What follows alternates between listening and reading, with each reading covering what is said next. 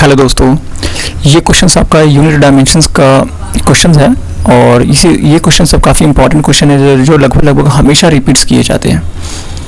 तो चलिए कुछ इंपॉर्टेंट क्वेश्चन है, हम लोग इसका देखते हैं। सबसे पहले आपसे पूछा गया the dimension formula of pressure.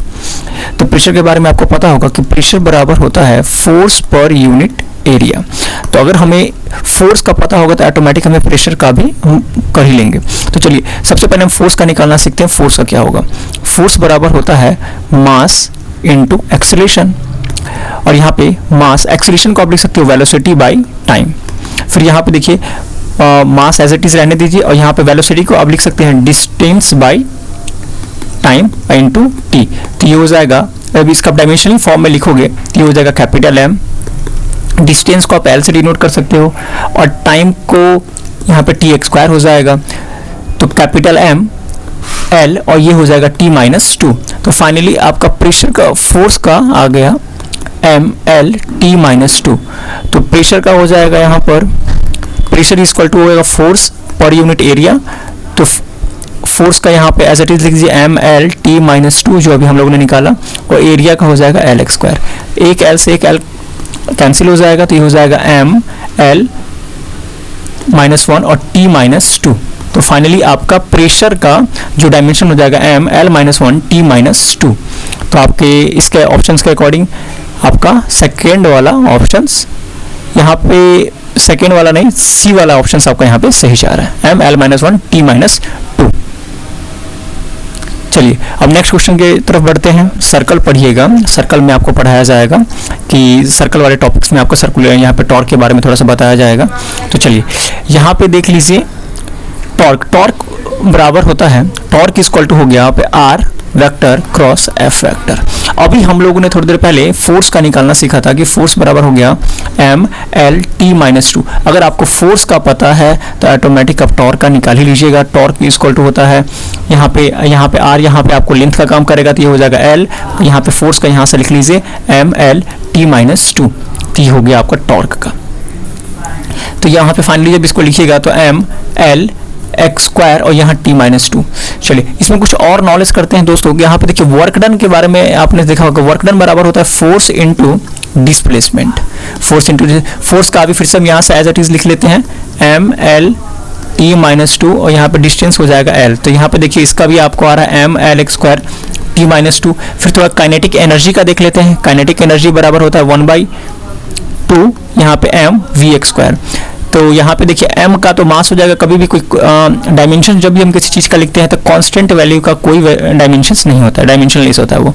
तो यहाँ पे मास का देख लीजिए, यहाँ पे m हो गया और v हो गया, l t माइनस वन होता है इसका डायमेंशन, तो ये हो जाएगा आपको एक्स स्क्वायर। जब फाइनली इसको लिखिएगा तो m l यहाँ से एक्स स्क्वायर है तो इसको ये l हो जाएगा आपका एक्स स्क्वायर और यहाँ हो जाएगा t माइनस टू। तो यहाँ पे देखिए वर्क डन का टॉर्क हो गया, यहाँ पे वर्क डन हो गया, और कहीं ना कहीं आपका काइनेटिक एनर्जी, तो सभी का सेम ही आ रहा है। सो ये काफी इंपॉर्टेंट है, थोड़ा इसको अच्छे ढंग से ध्यान रखिएगा। चलिए अब नेक्स्ट क्वेश्चन की तरफ बढ़ते हैं। देखिए फोर्स बराबर यहाँ पे है minus eta A D V upon D X. जहाँ पे ये आपको फोर्स है, ये आपको विस्कस कांस्टेंट है, ये आपको एरिया को रिप्रेजेंट कर रहा है, और ये हो जाएगा आपको वेलोसिटी, ये वेलोसिटी हो गया, और ये हो जाएगा डिस्प्लेसमेंट हो जाएगा। चलिए अब यहाँ देखिए वेलोसिटी, तो वेलोसिटी बराबर होता है डिस्प्लेसमेंट बाय टाइम। इसके बारे में लगभग आप लोगों को नॉलेज होगा ही, तो इसका हो जाएगा एल टी माइनस वन।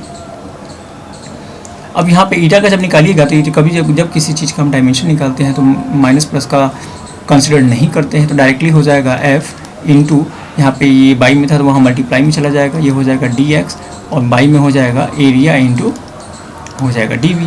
तो यहाँ पे देखिए फोर्स का तो आपको पता है M L T minus one T minus two, थोड़ी देर पहले हम लोग निकाला है। डिस्टेंस का यहाँ पे एल हो जाएगा, और एरिया का हो जाएगा एल एक्स स्क्वायर, और वेलोसिटी का एल टी माइनस वन। ये देखिए एक एल से यहाँ पे ख़त्म, डबल एल ख़त्म हो जाएगा। फाइनली आपके पास देखिए यहाँ पे एल माइनस टू है, और ये एल जब ऊपर जाएगा, ये वाला एल जब यहाँ पे देखिए एम, ये एल जब ऊपर जाएगा तो ये हो जाएगा माइनस में हो जाएगा, यहाँ माइनस टू है, और ये जब ऊपर जाएगा तो पॉजिटिव करेगा, तो फाइनली बचेगा आपके पास एक।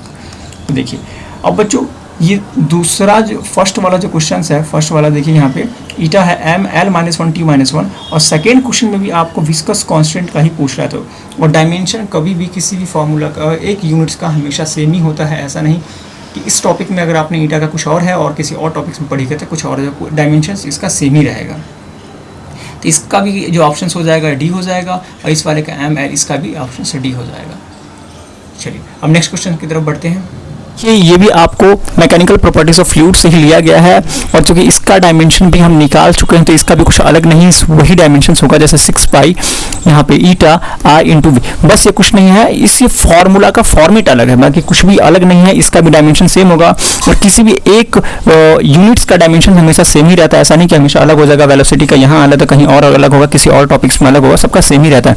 तो चूंकि हम पहले देख चुके हैं तो इसका भी ईटा का भी हो जाएगा m(l-1) और यहाँ पे भी t-1 इसका भी हो जाएगा, कुछ भी अलग नहीं होगा। आपको आगे किसी भी टॉपिक्स पे अगर क्वेश्चन प्रैक्टिस करना है तो मुझे कमेंट सेक्शन में जरूर बताइएगा, मैं कोशिश करूंगा बहुत जल्दी से जल्दी उन टॉपिक पे वीडियो बनाने का। थैंक यू वेरी मच दोस्तों।